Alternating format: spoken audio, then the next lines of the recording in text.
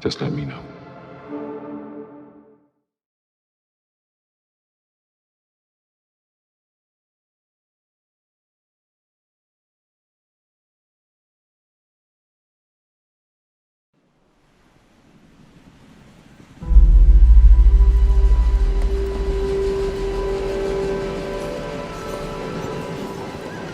In the late 19th century, the city of London was the largest in the world, a sprawling metropolis and a melting pot for trade, finance, and people.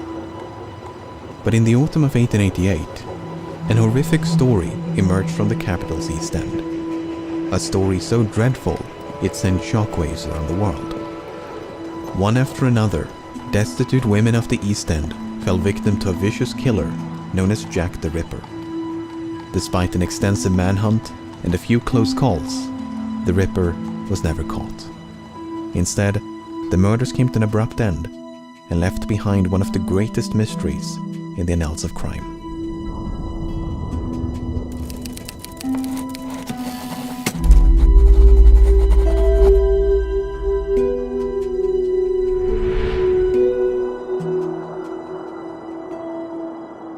In the East End of London, there's a district known as Whitechapel.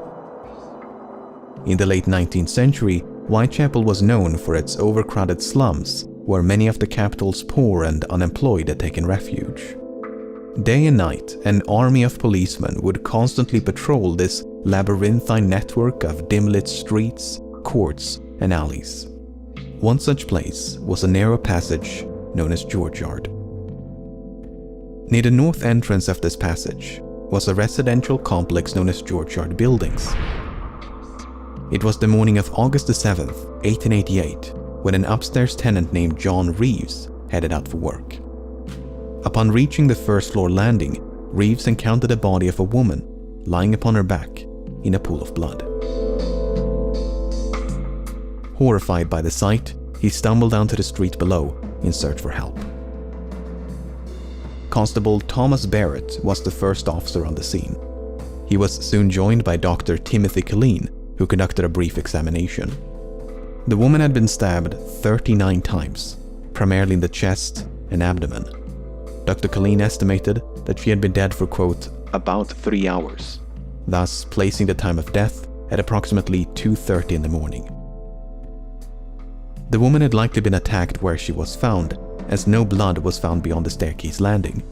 But this was strange, as none of the tenants in this crowded building had heard a single cry for help or a disturbance of any kind. One exception was Amy Hewitt, a tenant who claimed to have heard a lone cry of murder. But this was early in the evening of August the 6th, and the scream had emanated from outside the complex. Hewitt further explained, "The district round here is rather rough, and cries of murder are a frequent, if not nightly, occurrence."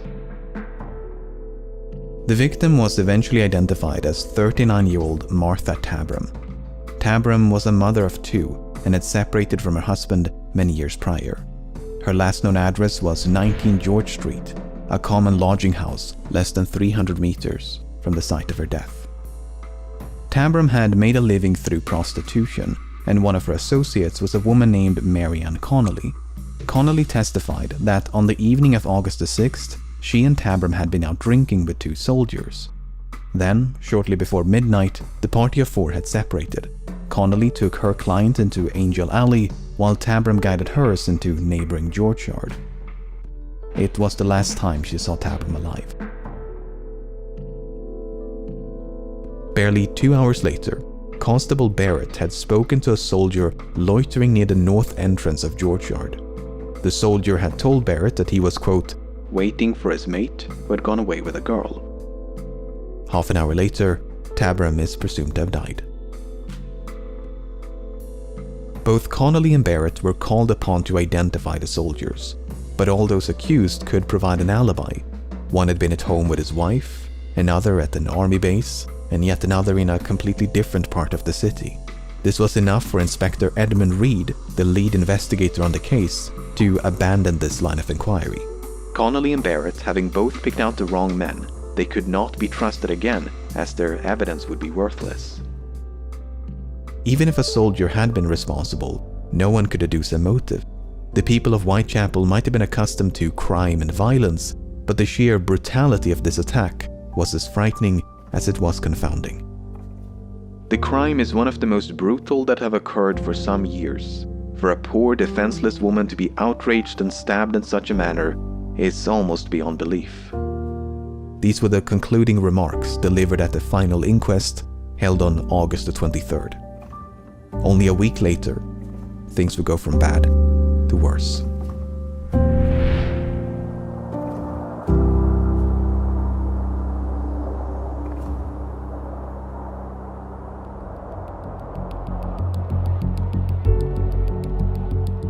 On the morning of August the 31st, a man named Robert Paul left his home on Foster Street and headed for work. After making a right turn into Bucks Row, he spotted a man standing in the road. The man turned around to face him and said, "Come and look over here. There's a woman lying on the pavement." The stranger was named Charles Cross, and he too had been on his way to work when he first caught sight of the woman. The two men now cautiously approached. The woman's hands were cold to the touch, and Cross believed she was dead. Paul, however, thought he could sense faint breathing. But instead of seeking immediate help, Cross and Paul were more concerned about being late for work.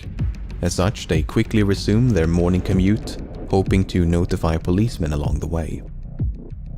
Fortunately, Constable John Neal was just around the corner. Neal was equipped with a lantern and found the woman lying on her back with a deep cut across the throat. The wound was still bleeding and parts of her body were still warm. He was soon joined by Constable John Thane, who was sent at once to fetch a nearby doctor. Upon his arrival, shortly after 4 o'clock, Dr. Reese Llewellyn estimated that, quote, "She had not been dead more than half an hour." In other words, Cross and Paul had likely found the woman mere minutes after she was killed.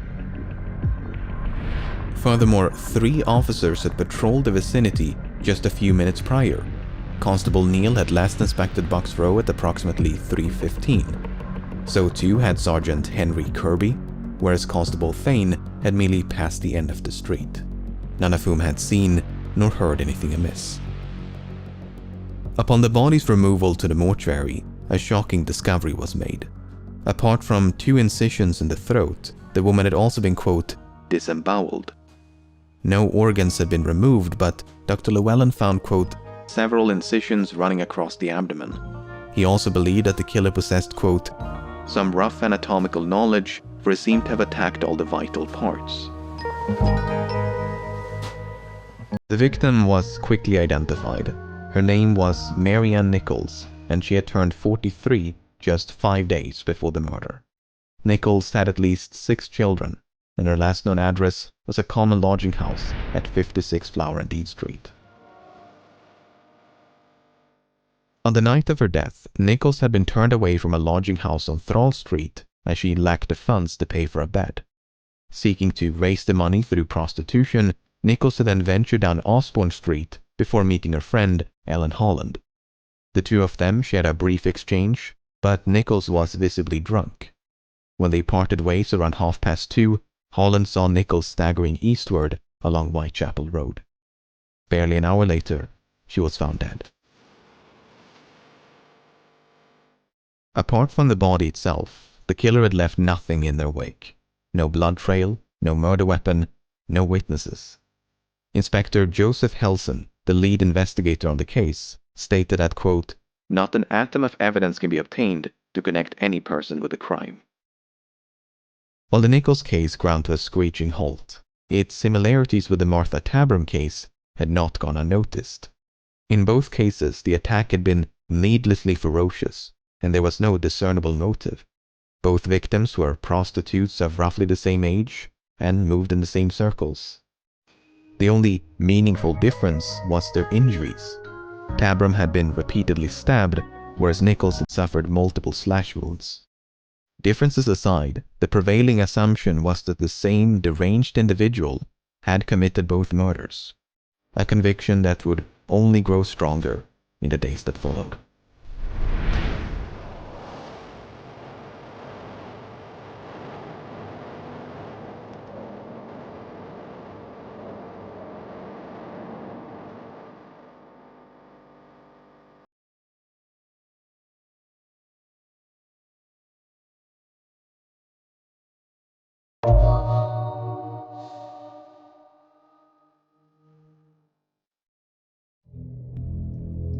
As the sun was rising on September the 8th, a man named John Richardson was on his way to work. At 4:45, he made a quick stop at 29 Hanbury Street. He went through the entrance and out the back door by way of a cramped hallway.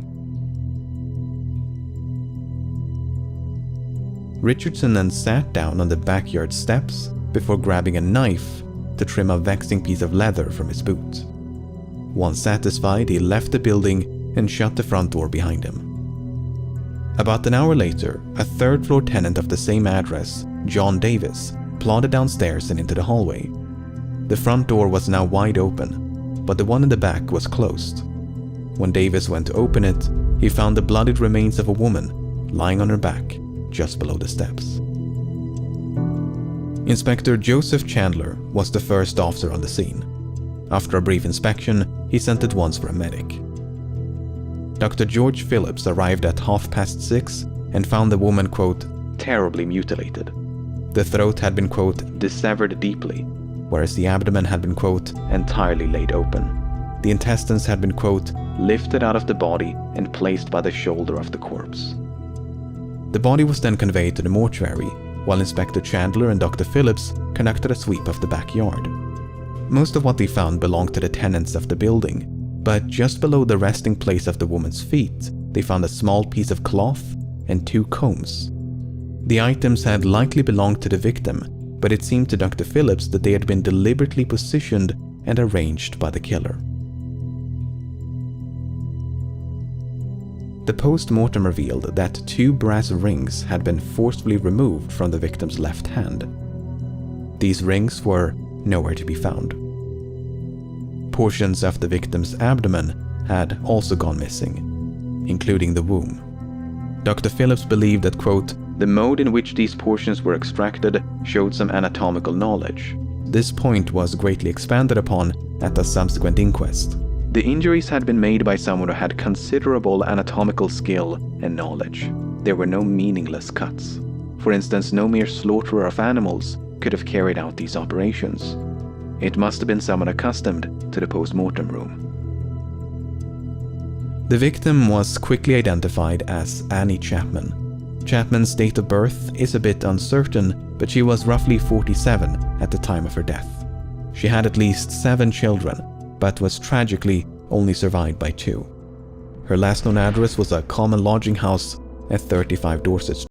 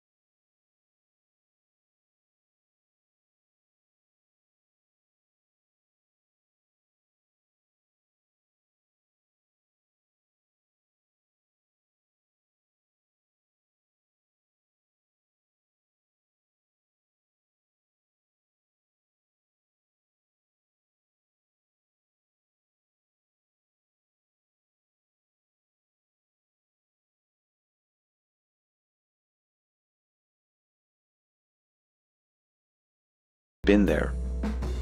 To muddle the timeline even further, there's the testimony of Albert Kadosh. About 20 minutes past 5, Kadosh had gone through the backyard of 27 Hanbury Street when he heard voices coming from nearby. They were barely audible, however, and 𝐂𝐸𝐻 had only made out the word no. A few minutes later, he heard something falling against the wooden fence, dividing the 2 yards.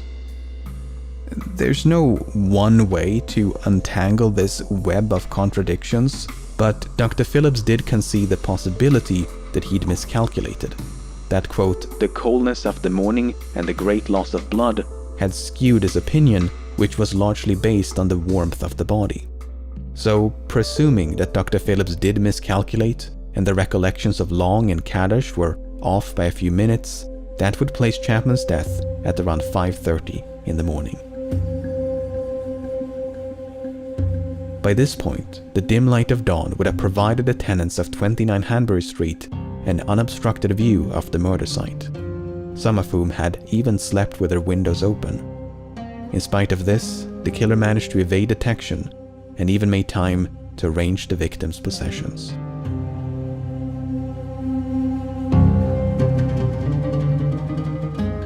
As the tally of victims gradually mounted, the public grew increasingly anxious.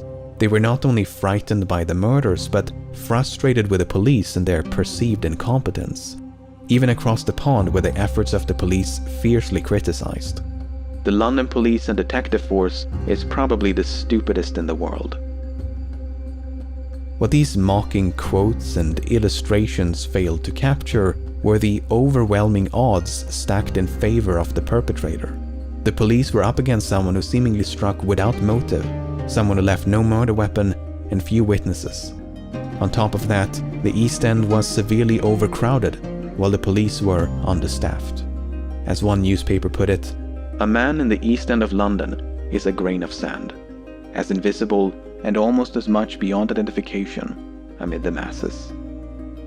At no point would this become more apparent than during the events of September the 30th.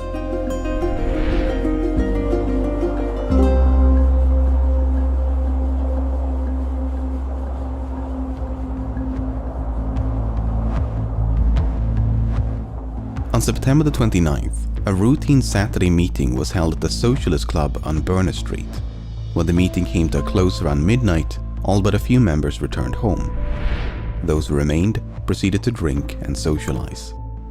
Half an hour in September the 30th, Joseph 𝐂𝐸𝐻 stepped outside to get some fresh air. 𝐂𝐸𝐻 used the side entrance leading into Dutville's yard and lingered for about 10 minutes.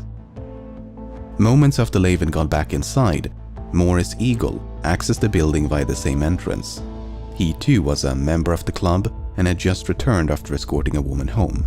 Neither of them noticed anything unusual. 20 minutes later, the sound of a horse and carriage could be heard trotting down Barnett Street. The driver was Louis 𝐸𝐻𝐻𝐸𝐻, the steward of the clubhouse. When 𝐸𝐸𝐻𝐻𝐸𝐻 drove into Dutville's yard, his pony abruptly veered to the left. When he looked down to his right, he thought he could discern something in the darkness. 𝐸𝐸𝐻𝐻𝐸𝐻 stepped down from his barrow and after lighting a match, could see a woman lying on her side against the wall. Without even knowing if she was, quote, drunk or dead, 𝐸𝐸𝐻𝐻𝐸𝐻 rushed inside the club to check on his wife. When he found her safe and sound, he alerted the other members and a small crowd soon gathered outside. They could now see that the woman's throat had been, quote, fearfully cut, and that, quote, a stream of blood was trickling down the yard. Eagle, 𝐸𝐸𝐻𝐻𝐸𝐻, and a few others promptly dispersed to find a policeman. While a growing crowd of bystanders waited for authorities to arrive, there was no sign of the perpetrator. But across the city, less than a kilometer to the west, an even more ghoulish discovery was about to be made. At 1:30 of the same morning, Constable Edward Watkins patrolled an open space known as Mitre Square. Watkins' beat would take him through the square about once every 13 minutes, and on this occasion, it was deserted. But in the time it took Watkins to complete another rotation, Mitre Square was turned into a crime scene. I next came in at 1:44. I turned to the right. I saw the body of a woman lying there on her back. I saw her throat was cut and her bowels protruding. The stomach was ripped up. She was lying in a pool of blood.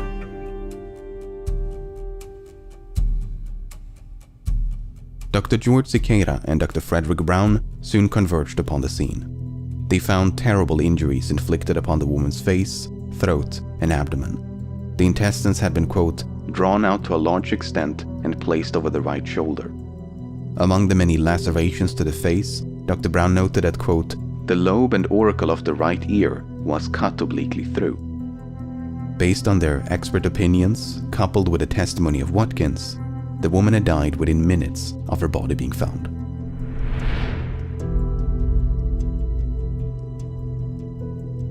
Back in Berners Street, Dr. Frederick Blackwell and Dr. George Phillips had reached the same conclusion. The woman in Dutville's yard had died within minutes of her body being found. But unlike previous victims, she had only suffered injuries to the throat. There were no abdominal mutilations or anything else by which to connect the attack to the others. But the murder in Dutville's yard and the one in Mitre Square were separated by less than 1 kilometer and some 45 minutes. This allowed for a chilling possibility. It was suspected then, as it continues to be today, that when 𝐂𝐚𝐩𝐿 came clattering through the gateway, he unwittingly interrupted the murder. The killer may even have become trapped inside Dutville's yard because the gate on Berners Street was the only point of entry. Perhaps they saw an opportunity to escape when 𝐂𝐚𝐻𝐿 then rushed inside the club. From there, it would have taken them less than 15 minutes to reach Mitre Square. Plenty of time to hunt for another victim. But it must be emphasized that this is pure speculation. There is no evidence to suggest the two murders were even connected. The woman in Dutville's yard was identified as 44-year-old Elizabeth Stride. Stride was a Swedish immigrant who'd lived in London for over 2 decades. Following the death of her husband, she had made a living through prostitution. Her last known address was a common lodging house at 32 Flower and Dean Street. On the night of her death, Stride had been seen by quite an abundance of witnesses. First, she was seen in the company of a, quote, respectably dressed man around 11 o'clock. About 1:45, Stride was seen talking to a man who was, quote, decently dressed and had the appearance of a clerk. Then, only a few minutes before the murder, Stride was seen in the company of a man by Constable William Smith. The man was carrying a small parcel wrapped in newspaper and was of, quote, respectable appearance. It's unclear whether these descriptions are of the same person or if Stride accosted multiple clients as the night progressed. There were other witnesses, some less credible than others, but the one that really stood out from the rest was Israel Schwartz. About 1:45, Schwartz had been walking down Berners Street. As he came up on Dutville's yard, he witnessed a man throwing a woman to the ground in front of the entrance. The woman had, quote, screamed 3 times, but not very loudly. Schwartz would later identify this woman as Elizabeth Stride. Schwartz did not try to intervene, but opted instead to simply cross the street. That's when he spied a second man on the opposite side who was lighting a pipe.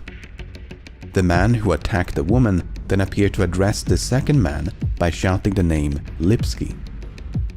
The pipe smoker then proceeded to follow Schwartz before eventually breaking away.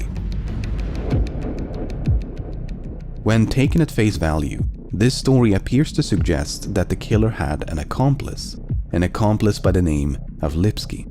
This was indeed the interpretation of some government officials. But Inspector Frederick Abeline, one of the lead investigators on the case, had a very different interpretation. You see, the name Lipsky had gained notoriety in 1887 when a Jewish man by the name of Israel Lipsky was convicted of murder. Owing to the publicity of that case, the surname Lipsky had become an anti-Semitic slur. Abeline therefore deduced that the man who shouted Lipsky was directing an insult at Schwartz, who was described as having a, quote, strong Jewish appearance. The man with the pipe, meanwhile, may have been an innocent passerby who became frightened along with Schwartz. Whether Abeline's interpretation is correct, it's doubtful we'll ever truly know. Nevertheless, Schwartz's account is compelling, as he conceivably witnessed the moment when Elizabeth Stride was attacked. Back in Mitre Square, a large crowd of spectators had assembled upon the scene, all driven by their morbid curiosity to get a glimpse of the body. The post-mortem revealed that the killer had extracted a few organs, including the womb and left kidney. According to Dr. Brown, this extraction required, quote, a good deal of knowledge, which he likened to that of a butcher. By contrast, Dr. 𝐂𝐚𝐻𝐫𝐬 did not find any signs of, quote, great anatomical skill. The woman in Mitre Square was identified as 46-year-old Catherine Eddowes. Eddowes had at least 5 children, but after escaping her abusive husband, she had become estranged from her family. Her last known address was a common lodging house at 55 Flower and Dean Street. On the night of her death, Eddowes had been out drinking. She got so drunk that around 8:30, she was found lying on the sidewalk in Aldgate High Street, surrounded by a crowd. The commotion attracted a few officers, who then escorted Eddowes to a nearby police station. There, she remained locked in a cell until 1 o'clock in the morning.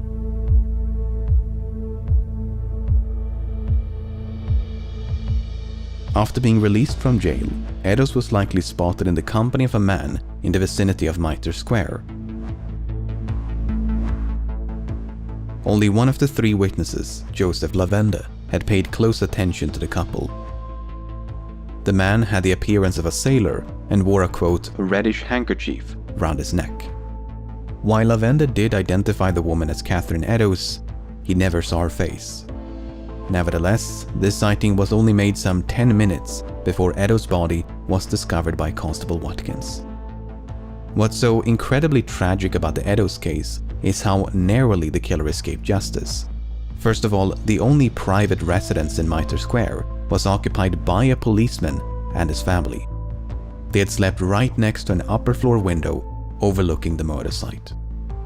Second of all, a night watchman and retired policeman had been cleaning a warehouse within earshot of the murder site. He would routinely hear the footsteps of patrolling officers, yet heard nothing at the time of the murder. Finally, Constable James Harvey had glanced into Mitre Square at roughly 20 minutes to 2. That's right in between the sighting by Lavender and the body's discovery. Harvey should have had an unobstructed view of the murder site, yet he failed to notice anything suspicious. Was it too dark? Was the killer standing just a few meters away, cloaked in shadow? Did one or more witnesses get the time wrong? While the killer did ultimately escape, they did not do so without leaving a trace. Shortly before 3 o'clock, a blood-stained piece of cloth was found near the entrance to a building a few blocks to the northeast. It proved to be a ripped portion of the apron worn by Eddowes. The patch had evidently been torn off and then discarded by the killer upon their escape. Now, on the wall above this patch of apron, someone had written a message. "The Jews are the men that will not be blamed for nothing." To this day, both the meaning and the author of this message remain in doubt. Was it written by the killer? Was it an attempt to cast suspicion upon or even away from the Jewish community? Was it completely unrelated to the murder? Similar questions would soon be raised by a few letters which had supposedly been written and posted by the killer.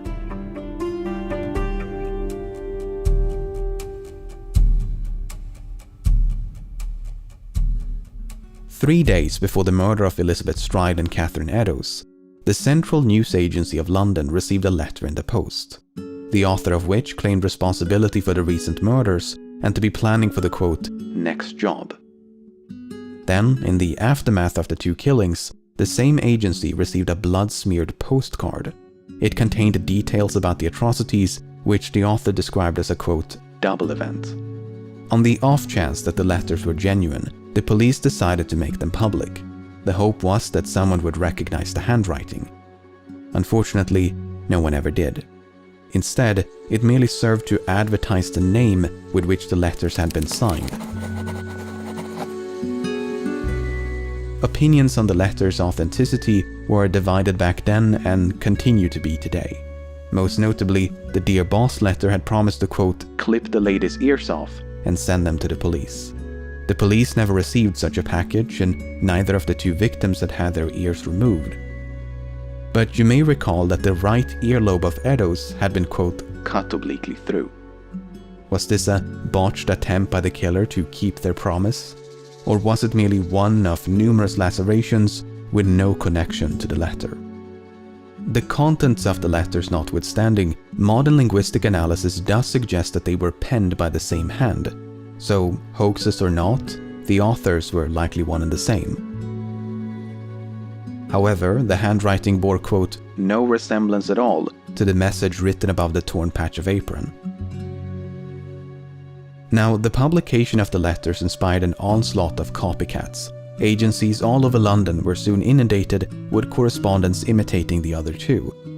But at least one of them might have been genuine, not because of the contents of the letter, but rather the contents of a box with which it was delivered. On October the 16th, a man named George Lusk received a small package in the post. Lusk was the chairman of the Whitechapel Vigilance Committee, a small group of local tradesmen who sought to identify the killer. The package consisted of a letter and a cardboard box containing half a kidney. The doctors who examined the kidney all agreed that it was human, but whether it was the same left kidney removed from the body of Eddowes could not be determined. It could, for instance, have been an elaborate hoax by a medical student or someone with access to human organs. The author of the accompanying letter, meanwhile, insisted that the kidney did belong to the victim and that they had fried and eaten the other half. A popular theory at the time, and one that still is today, was that some of the letters had been fabricated by the press. According to Chief Inspector John Littlechild, the letters were, quote, a smart piece of journalistic work. Assistant Commissioner Robert Anderson dismissed the letters as, quote, the creation of an enterprising London journalist. Meanwhile, Chief Constable Melville McNaughton thought he could discern the, quote, stained forefinger of the journalist. There are a few candidates for who this journalist might have been, but there is no solid evidence against any one of them. Whether it was a hoax by an enterprising journalist or the genuine prose of the Ripper, the letters did nonetheless receive widespread attention. They commanded space in virtually every newspaper and dominated much of the public discourse throughout October, a month which passed without a single atrocity bearing the signature marks of Jack the Ripper. Perhaps it was finally over. It is pretty certain that the master has become frightened and has suspended his horrible work for the present, if not for good.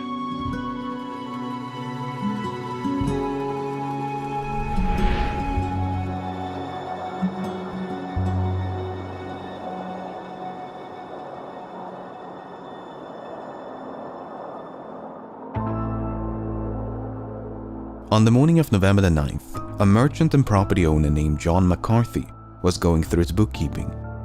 McCarthy was the landlord of Miller's Court, and the tenants of room 13 had fallen behind on their rent.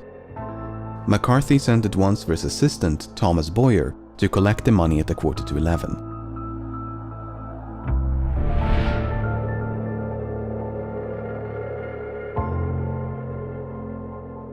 After knocking twice without response, Boyer went around the corner to peer through a window.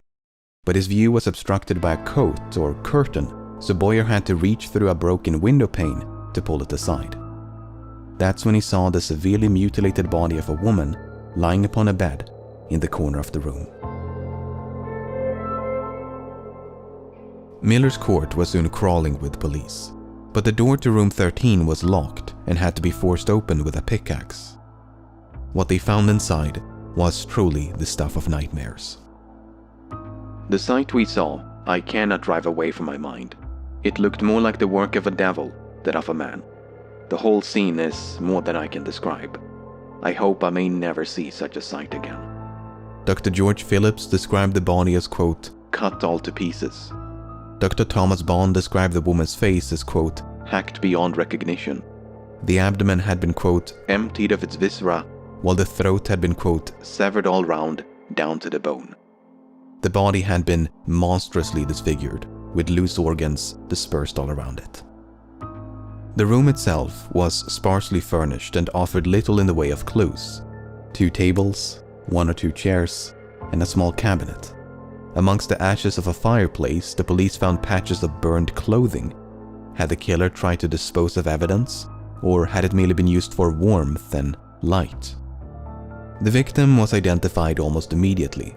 Her name was Mary Jane Kelly, and she was the tenant of 13 Miller's Court. But nearly everything about Kelly's life is shrouded in mystery. She was presumably of Welsh or Irish descent and in her mid-20s, making her the youngest victim by far.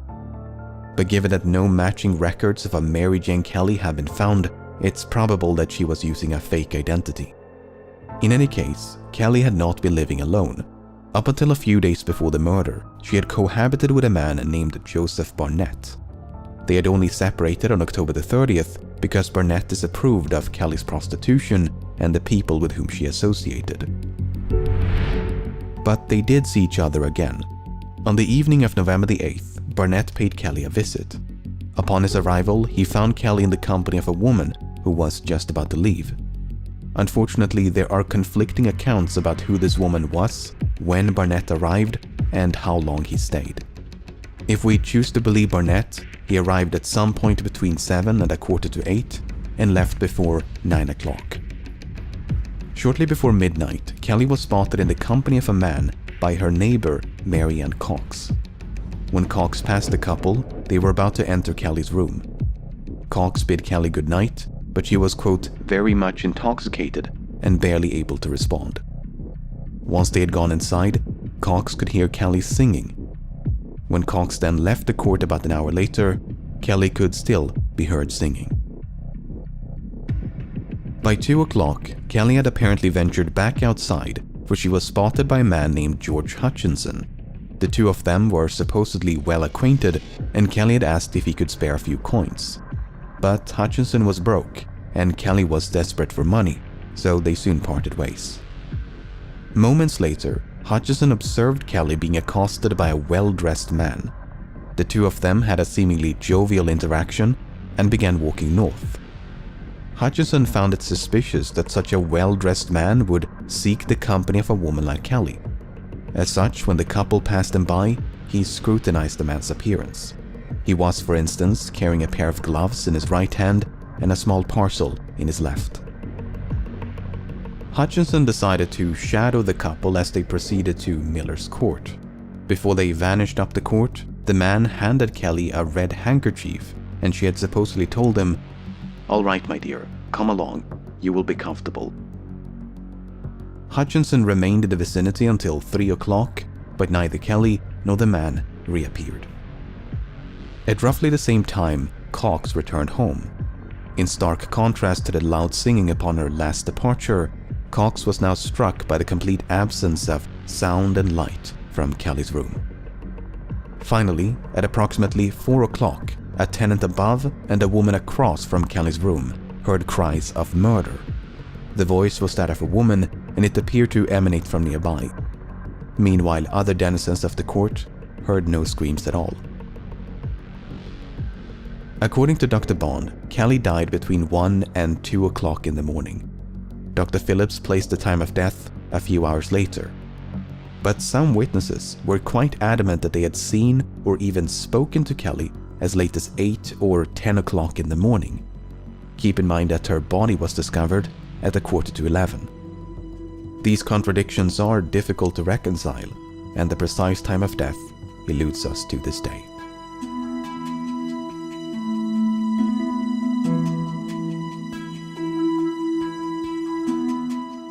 Mary Jane Kelly is typically regarded as the Ripper's final victim. Along with Mary Ann Nichols, Annie Chapman, Elizabeth Stride, and Catherine Eddowes, she is part of the canonical 5, the 5 victims most likely to have been slain by the same hand. Martha Tabram might have been a victim of Jack the Ripper, but opinions are divided. The same is true of at least a handful of other cases.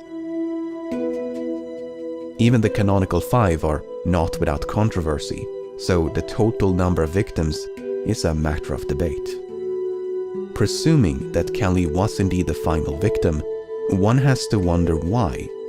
Why did the murders come to such a sudden end? Did a Ripper give in to fears of being caught? Were they imprisoned for a different crime? Perhaps they succumbed to an illness or committed suicide. Could they have migrated to another country? Perhaps they deliberately changed their modus operandi to confuse the police. The possibilities are virtually endless, which means there is no shortage of suspects.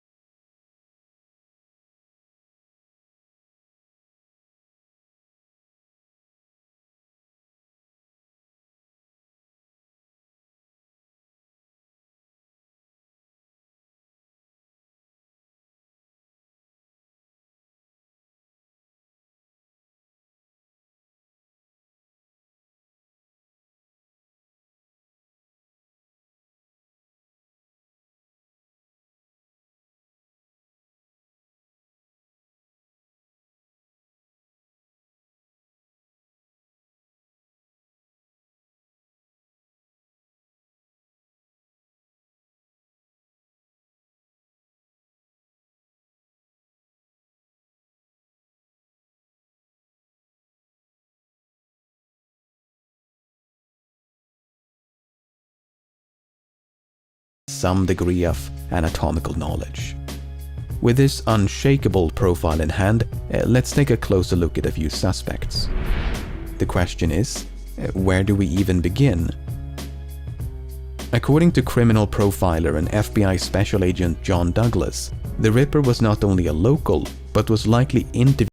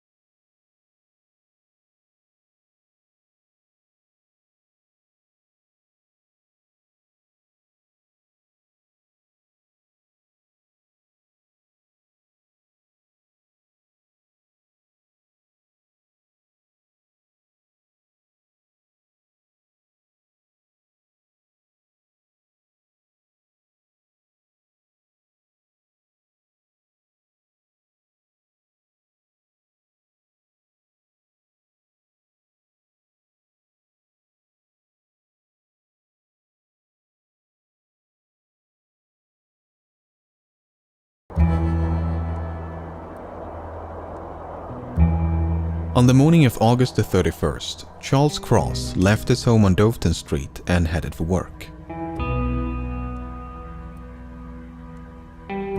When he turned into Bucks Row, he happened upon the body of Mary Ann Nichols. Moments later, he was joined by Robert Paul, and events transpired as previously described.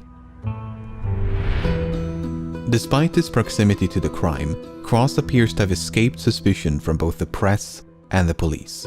He was evidently seen as the innocent passerby that he appeared to be. But in recent years, that perception has been challenged.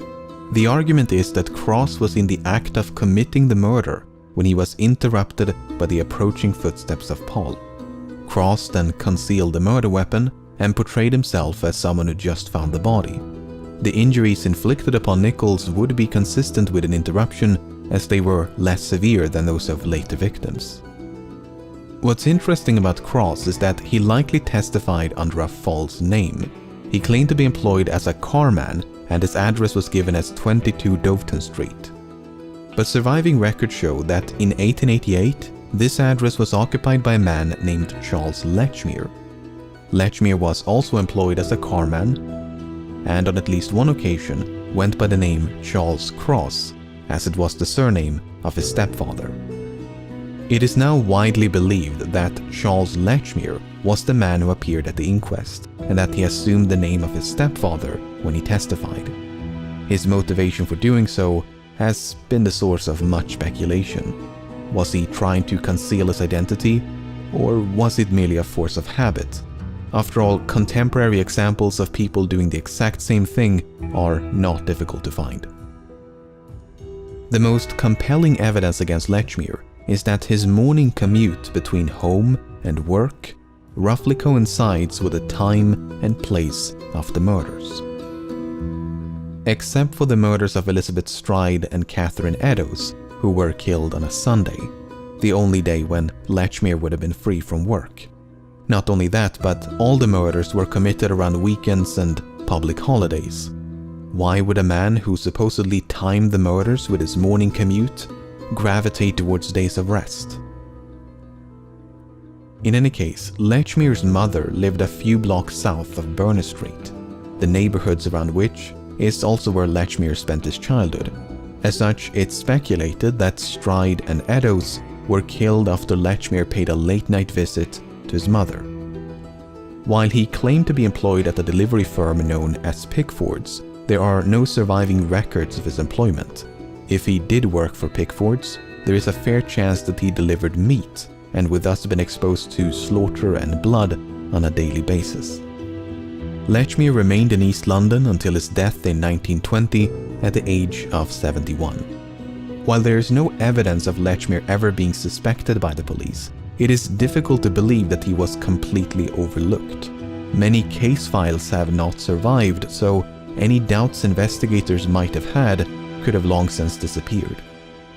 Now, a witness who definitely attracted attention was Joseph Barnett.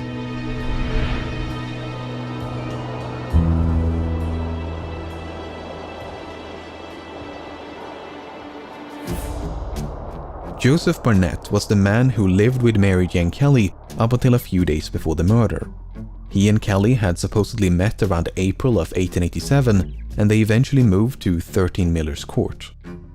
Barnett was employed as a fish porter, but for reasons unknown, he lost his job between July and August of 1888.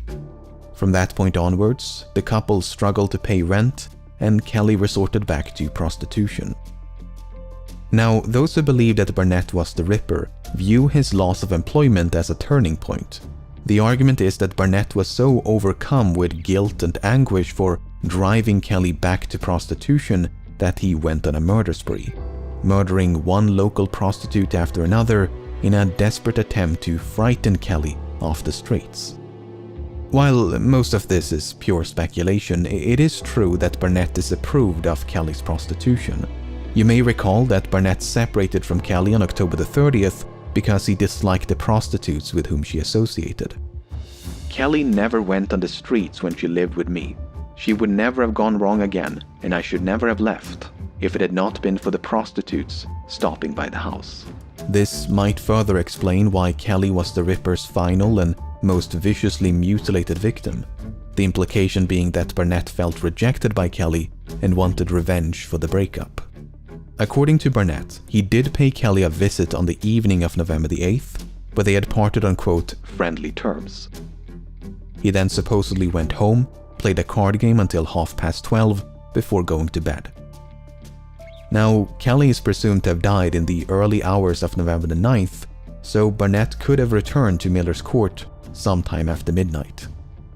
While the police did subject him to 4 hours of interrogation, Barnett was ultimately released without charge. Then there's the matter of the locked door. When the police arrived at Miller's Court, they had to force the door open with a pickaxe. This raised an important question. How did the killer lock the door behind him?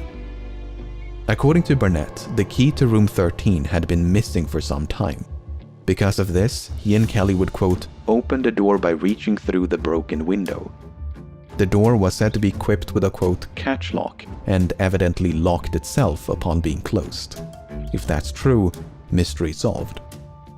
But even if the door was not self-locking, there's still an obvious solution. All the killer would have had to do is observe Kelly using the window trick and then employ that same technique to fasten the door upon leaving. But those who favor Barnett as the Ripper offer yet another solution. The key never went missing.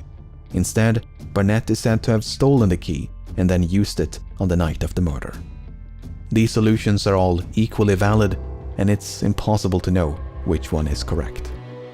There is a slight variation of this theory which states that Barnett did murder Kelly but was not the Ripper.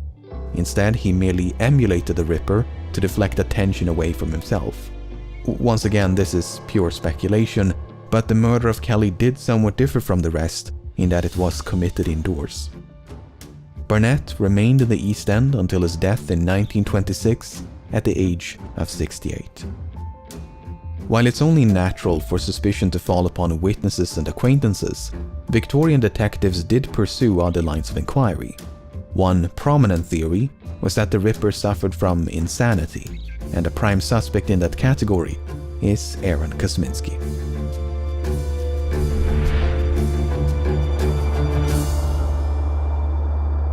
The Whitechapel murders investigation was overseen by numerous high-ranking officers within the Metropolitan Police. One of them was Assistant Commissioner Robert Anderson. Upon his retirement, Anderson repeatedly and unequivocally stated that Jack the Ripper had been identified. There was no doubt whatever as to the identity of the criminal.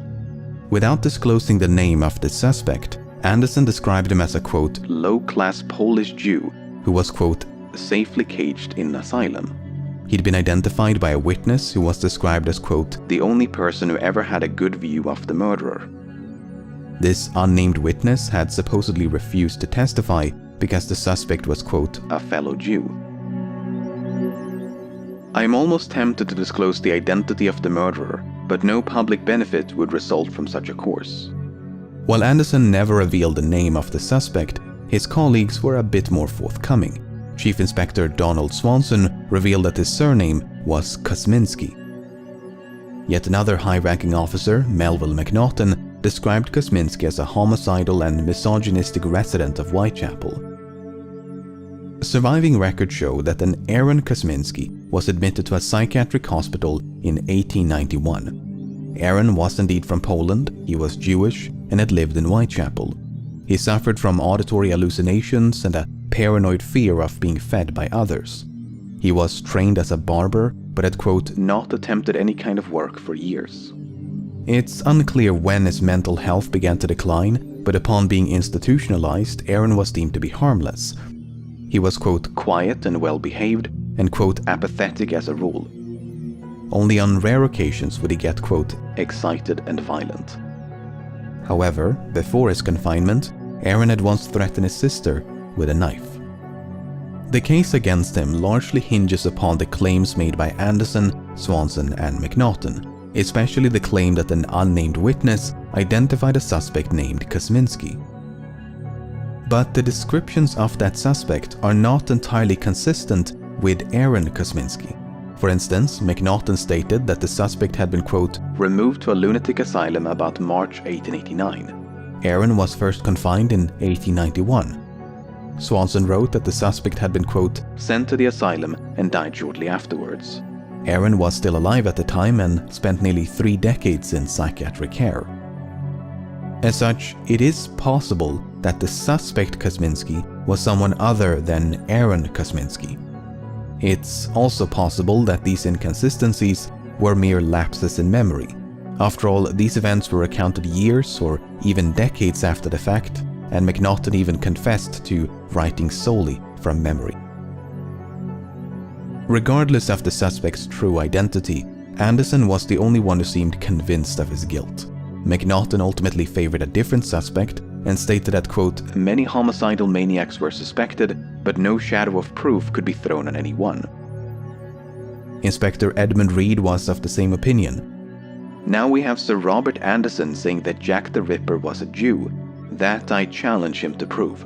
I challenge anyone to prove that there was a tittle of evidence against man, woman, or child. So when Anderson wrote that there was, quote, no doubt whatever as to the identity of the criminal, he merely expressed his personal opinion. There was in fact ample doubt and no consensus amongst the police. But in recent years, Aaron Kosminski has been resurrected as a prime suspect due to a controversial DNA analysis. Okay, so back in 1888, Acting Sergeant Amos Simpson is said to have stolen a blood-stained shawl from the crime scene of Catherine Eddowes. This shawl was then passed down from one generation to the next before being submitted for DNA testing in 2011. DNA samples were extracted from the shawl and then compared against maternal descendants of Eddowes and Kosminski. In both cases, it was a match. If the subsequent news coverage is to be believed, the mystery has now been, quote, definitively solved. Aaron Kosminski was Jack the Ripper. But as you can imagine, it's never quite that simple. First of all, the provenance or chain of custody of the shawl is severely lacking. There is no evidence of a shawl being found at the crime scene, nor is there any evidence of Simpson ever being at the crime scene. Furthermore, a destitute woman like Eddowes is unlikely to have owned such an expensive item. Second of all, the type of DNA used to identify Eddowes and Kosminski was mitochondrial DNA, the powerhouse of the cell. This type of DNA is passed down through the female line and is not unique to any one individual. Thousands can share the same mitochondrial DNA, which means it can't be used to pinpoint a specific person. In the words of a geneticist, based on mitochondrial DNA, one can only exclude a suspect. So to say that the mystery has been definitively solved is widely inaccurate. There's still plenty of room for doubt. So, to recap, a suspect named Kosminski was identified by an unknown witness. This was enough to convince at least one senior officer of his guilt. That suspect may have been Aaron Kosminski, a man who was largely non-violent but once threatened his sister with a knife. Aaron can neither be incriminated nor eliminated by the DNA evidence. He spent the rest of his life in psychiatric care and died in 1919 at the age of 53. Kosminski was not the only suspect advanced by a high-ranking officer. A completely different suspect who still falls into the same category is Francis Tumblety.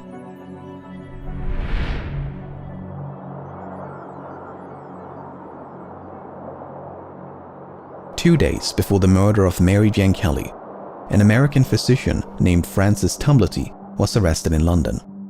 As you can probably tell from this photograph, Tumblety was quite an eccentric character. He was born in Ireland around 1833, but was raised in the United States. From an early age, Tumblety gained a reputation for being a medicaster or quack doctor. He engaged in all sorts of medically dubious practices and advertised himself as the Indian herb doctor. He promised to cure anything from dyspepsia and scurvy to cancer and blindness using nothing but medicinal herbs. When he was not posing as a doctor, Tumblety was busy running from the law.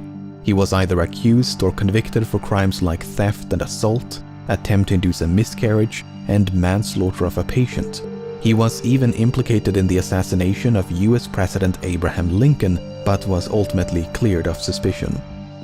Now, in the early 1860s, Tumblety is alleged to have hosted a lavish dinner party in Washington. Only men were invited to this dinner, and Tumblety had supposedly expressed fierce hatred of women. Furthermore, he showcased a cabinet in his office in which he stored a vast collection of jars filled with anatomical specimens, some of which were said to contain the wombs of, quote, every class of woman.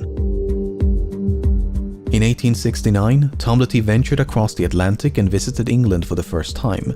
By his own admission, he roamed the streets of London until he became familiar with every part of it. He advertised himself as the Great American Doctor and had a few skirmishes with the police. After a few more voyages between the Old World and the New, Tumblety found himself in London in the autumn of 1888. The purpose of his visit and whereabouts at the time of the murders are completely unknown. Tumblety never stayed in one place for long and made frequent use of false names. There is a story of a mysterious lodger leaving behind a blood-stained shirt near the murder site of Elizabeth Stride. This supposedly happened on the night of the murder, and some believe that this lodger was Francis Tumblety. But there is no firm evidence of that, and the entire incident is fraught with uncertainty. What we do know is that Tumblety was arrested in London on November the 7th. According to the press, as well as Tumblety himself, he was arrested on suspicion of being Jack the Ripper. 2 days later, Mary Jane Kelly was found brutally murdered, and it's unclear whether Tumblety was still in custody or had already been released on bail. Nevertheless, he was ultimately charged with 4 counts of gross indecency, which had nothing to do with the murders. But Tumblety had no intention of standing trial. Instead, he made his way across the English Channel, boarded a steamship under a false name, and fled back to America. He was pursued by detectives and kept under surveillance, but his offenses were, quote, not extraditable.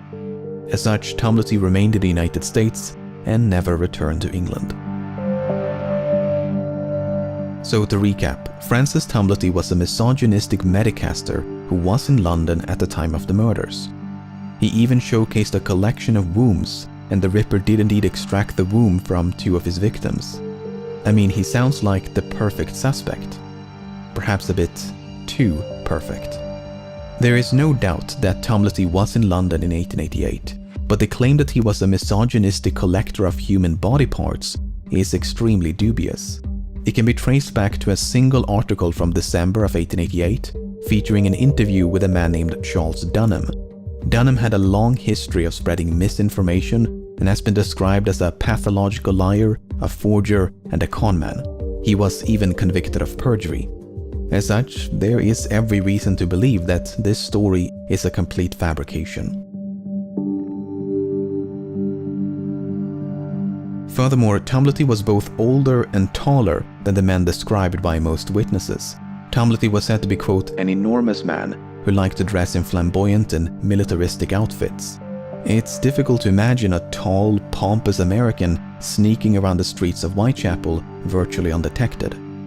On the other hand, it's unclear which, if any, of the witness accounts can be trusted. Then there's the matter of the rings. You may recall that 2 brass rings were stolen from the body of Annie Chapman. It's suspected that the rings were taken by the Ripper to be kept as trophies. Now, upon his death in 1903, Tumblety left behind a quite impressive estate. But among his many valuable possessions were a pair of inexpensive imitation rings. Could they have been the same rings taken from the body of Chapman? It's possible. It's also impossible to prove. Chief Inspector John Littlechild regarded Tumblety as a, quote, very likely suspect. And it's not difficult to see why. If the many rumors about him are to be believed, Tumblety had both opportunity and motive to commit the murders. But therein lies the problem. Much of what we know about Tumblety is founded upon unsubstantiated rumors. Tumblety himself was an attention-seeking charlatan with no qualms about lies and deception. With a suspect like that, one can never be certain where the lies end and the truth begins.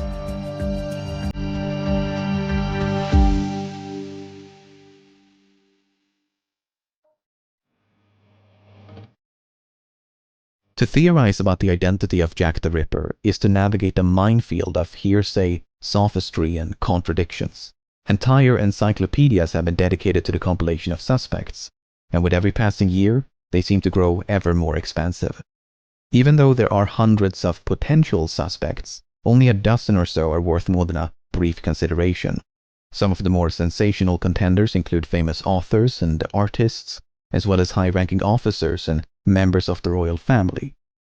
But these grand conspiracies and elaborate deceptions seem hopelessly contrived against the sheer simplicity of a suspect like Charles Ledgmere, an unassuming delivery man on his way to work. Personally, I remain unconvinced that Jack the Ripper has even been identified as a suspect. The few covered in this video are probable candidates, but it's still possible to make persuasive arguments against them. The same is true of all those left out by necessity.